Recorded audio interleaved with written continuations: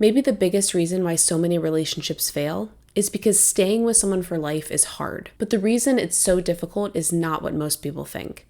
What makes relationships difficult is what I call the dusty attic, which is exactly what we're going to be talking about in today's video. I'm Cameron. I'm a licensed therapist, wife, and mother, and this is my channel, Modern Marriage, where I share with you all of the tips, insights, and resources that I've gathered from working with couples in therapy so that you can start building the marriage that you've always wanted. To explain this concept of the dusty attic, I want you to think of a space in your home or your car that's pretty dirty.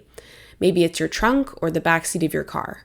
Maybe it's your garage or the cabinet under your sink or the space under your bed. Pretty much everyone, barring the neatest among us, have a messy space like this.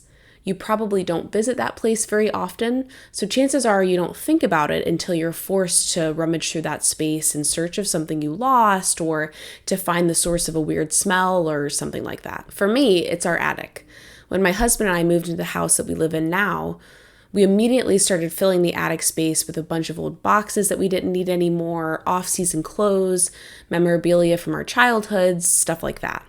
And we certainly didn't bother cleaning the attic before we started filling it up. If I'm being honest, I think there might even be some stuff left up there from the people who lived here before us. We are a lot like the homes we live in, meaning that our psyches, our personalities, our souls, however you want to think about it, have dusty attics of their own.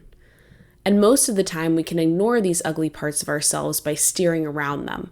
We choose friends, jobs, places to live, and lifestyles that are least likely to shine a light on these parts of us. However, romantic relationships don't really work like that, and I'll explain why. But before I continue, please don't forget to like this video, subscribe to the channel if you want to see more content like this, and share this video with someone who you think might find it helpful. Romantic relationships, particularly lifelong marriages, have the funny habit of not only quickly locating our attics, but bringing them out into the light so that we're either forced to confront all the crap that we've been storing there for so long, or we try to deflect the attention back onto our partners. Because we spend more time, energy, and resources on our spouse than on anyone else, we inevitably show more parts of ourselves to that person than we do to even our close family members and friends. This closeness serves as a bit of a double whammy. Not only does giving yourself away so fully to someone else make it easier for them to find your attic, it also makes you far more sensitive to them poking around in your attic once they do locate it. After all, the people who we come to love most in the world are the ones whose opinions end up mattering most to us also. We want them to love, accept, and respect us, something many of us might feel would be much harder for someone to do if they realized all the flaws that we have. Most often, when couples come into therapy, they've yet to accept how much of a role they're playing in their marriage's problems. In fact, they're usually in the deflection process that I mentioned earlier, in which they try to steer their spouse away from their attic by shifting the blame back onto the other person or onto irreconcilable differences in the relationship. This makes sense, since if even one spouse has bought into the idea that they could be largely responsible for the marriage falling apart, then they'd probably be at home changing their behavior than in search of a therapist who will either validate what they're going through, or will try to fix their spouse, or will give some sort of input or opinion on whether they should even be trying to save the relationship at all. Full disclosure, when I first started training to become a couples therapist, I was under the impression that relationships are hard because it's difficult for two unique people to figure out how to navigate their differences between them peacefully and fairly. And while that may be true to some degree, excluding some huge basic values misalignments like different or conflicting religious or cultural beliefs, or if you guys disagree about whether you should be having kids or not, I now see that the majority of more minor differences between spouses is far less relevant in relationships ending than our dusty attics are. This idea didn't occur to me, though, until I realized how much more responsible I was for the conflicts in my own marriage than I was originally comfortable accepting. And just like facing any flaw or mistake, that process was painful.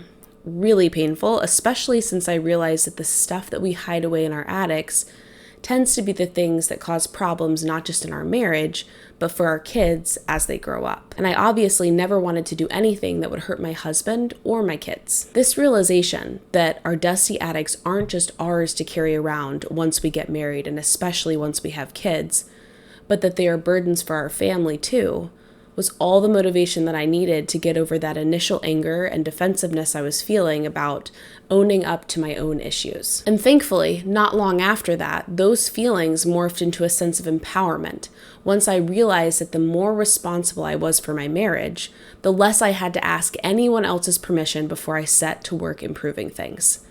I didn't have to wait around for anyone else to change, and that became an enormous relief for me. Maybe because I'm not always the most patient person, and that's definitely one of the dusty attic problems I'm still working on. So whether you're already in a relationship or not, as reasonable as it is to improve some of the areas of your basic attractiveness, like your health or your fashion or your lifestyle, and that is important whether you're trying to attract someone initially or keep the attraction alive in your relationship as it progresses, for anyone who wants a lifelong relationship and not just something short-term that you could end whenever your partner comes close to discovering your flaws, it may be even more important to take a trip up to your dusty attic. What's up there? What are all the boxes filled with? Is there old stuff left over from whoever was there before? And with a lot of self-compassion and patience, that's really important, start to clean out the things that you don't want to burden your family with. Okay, guys, what did you think? Does this align with your experiences of long-term relationships, marriage, and taking responsibility for what happens in our lives? Let me know in the comments below. Until next time, I'm Cameron, and this is Modern Marriage.